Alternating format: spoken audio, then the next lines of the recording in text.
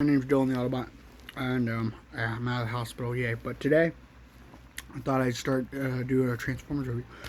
So today we are going to be taking a look at the Transformers Legacy Deluxe Class Wild Rider. Now, this is the third guy in the Stunticon's assortment, and as much as some people do not like him, I actually enjoy him. The robot mode, the vehicle mode looks great, and I have one nitpick about the robot mode, which I'll get to right now, and that's the backpack. Yes, it looks like they were trying too hard to do it, but I understand what they were going for. They were just trying to make it like fillet more outwards, kind of give more transformation, and you can actually like put them up here and kind of angle them if you wanted to. I mean, that looks kind of cool. But what most people are doing is they're just transforming the back, and I kind of like that, and it makes the transformation a lot more simplistic. But I mean, it's not too terribly bad as to where I'm gonna hate the dang thing. I mean, how you could fillet them open like a little bit of wings or something if you wanted to. I don't know. I just think it looks good, and I think it's nothing that you should all be too worried about. Now, it does come with two of these same accessories, which are these nice little guns, kind of like with like this gold, kind of silverish purple, and they remind me of like these little handheld sniper rifles, and I really dig it. What also I really dig is that these can connect like drag strips weapons, and that just looks great. He's got this dual-handed big honking sniper blaster, and it really also does work in weapon storage, and I would just show that off in vehicle mode. But his posability is pretty good. Now, even with the arm kibble, it's not that bad. So he's got full 360 at the arms. You can go in and out. He's got a rotation here. He's got 90-degree bends at the arm. His wrists can move in and out due to transformation and all that. He does have a waist swivel, and his head can move side to side. He also does have a light piping feature, but it is kind of hard to display. He, like I said, waist. So he has a waist. His legs are very poseable. You can kick outward that far. You can kick backward pretty decent. He's got a bend at the knee there. He's got a thigh swivel, and he also has a nice ankle pivot. So, and then I will get him ready for transformation just in a sec. Okay, and for transformation, it's not too terribly bad. So first off, you're going to fold up his hands like these nice ratcheted swivels.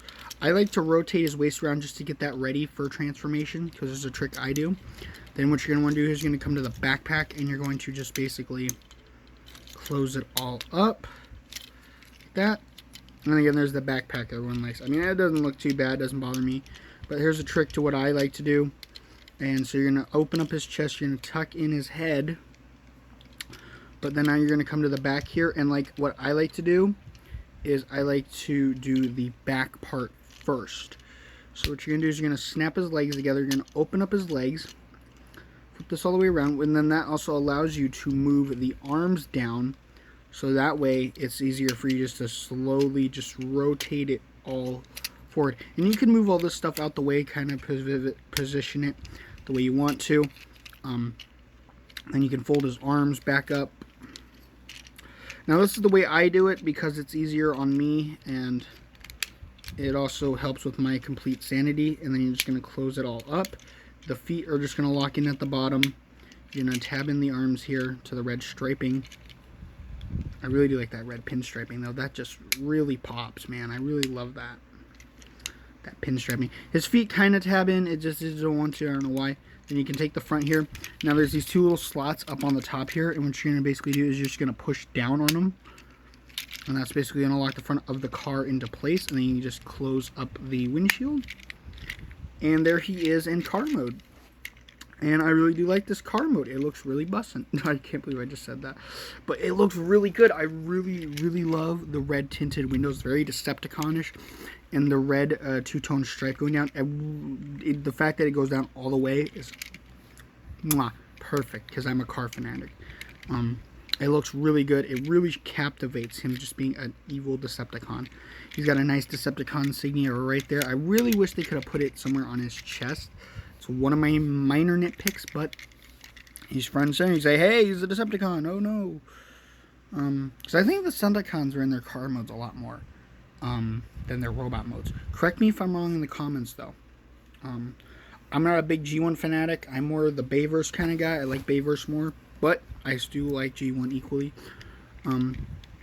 Yeah, it looks really good, and then his combine mode is pretty straightforward. I will show that off. Basically, what you're gonna do is you're gonna pop up the window, and then that's just gonna sit up, and then you just plug him into Menasor like that.